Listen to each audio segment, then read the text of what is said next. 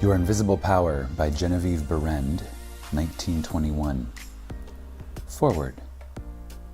These pages have been written with purpose and hope that their suggestions may furnish you a key to open up the way to the attainment of your desires, and to explain that fear should be entirely banished from your effort to obtain possession of the things you desire. This presupposes, of course, that your desire for possession is based upon your aspiration for greater liberty. For example, you feel that the possession of more money, lands, or friends will make you happier, and your desire for possession of these things arises from a conviction that their possession will bring you liberty and happiness. In your effort to possess, you will discover that the thing you most and ultimately need is to be, always, not spasmodically, your best self. That self which understands that the mistakes of those you love are simply misunderstandings. Your feeling that greater possessions, no matter what kind they may be, will, of themselves, bring you contentment or happiness is a misunderstanding. No person, place, or thing can give you happiness. They may give you cause for happiness and a feeling of contentment, but the joy of living comes from within.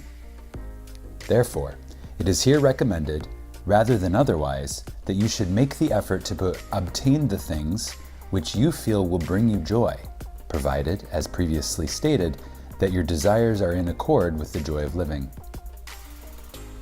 It is also desired, in this volume, to suggest the possibilities in store for all who make persistent effort to understand the law of visualization and make practical application of this knowledge on whatever plane he or she may be. The word effort, as here employed, is not intended to convey the idea of strain. All study and meditation should be without strain or tension. It has been my endeavor to show that by starting at the beginning of the creative action or the mental picture, certain corresponding results are sure to follow. While the laws of the universe cannot be altered, they can be made to work under specific conditions, thereby producing results for individual advancement which cannot be obtained under the spontaneous working of the law provided by nature.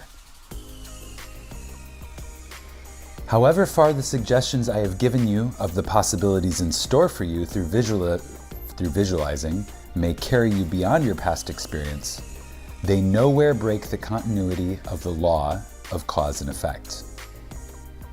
If through the suggestions here given, anyone is brought to realize that their mind is a center through and in which all power there is in operation, simply waiting to be given direction in the one and only way through which it can take specific action, and this means reaction in concrete or physical form, then the mission to which this book is dedicated has been fulfilled.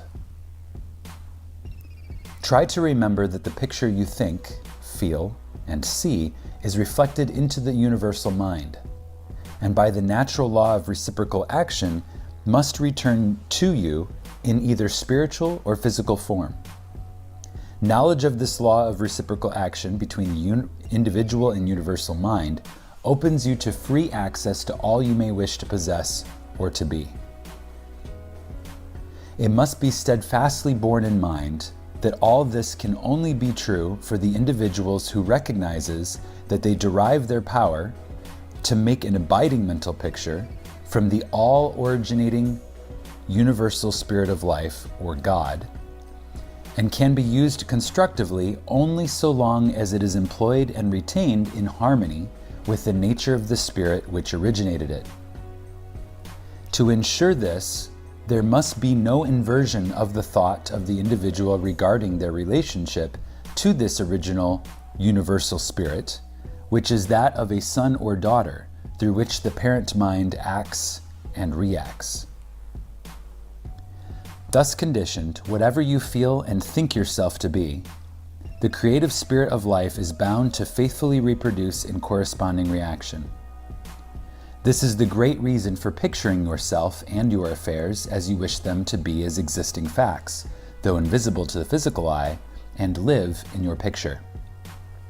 An honest endeavor to do this, always recognizing that your own mind is a projection of the originating spirit, will prove to you that the best there is yours in all your ways. Genevieve Behrend, September 1921.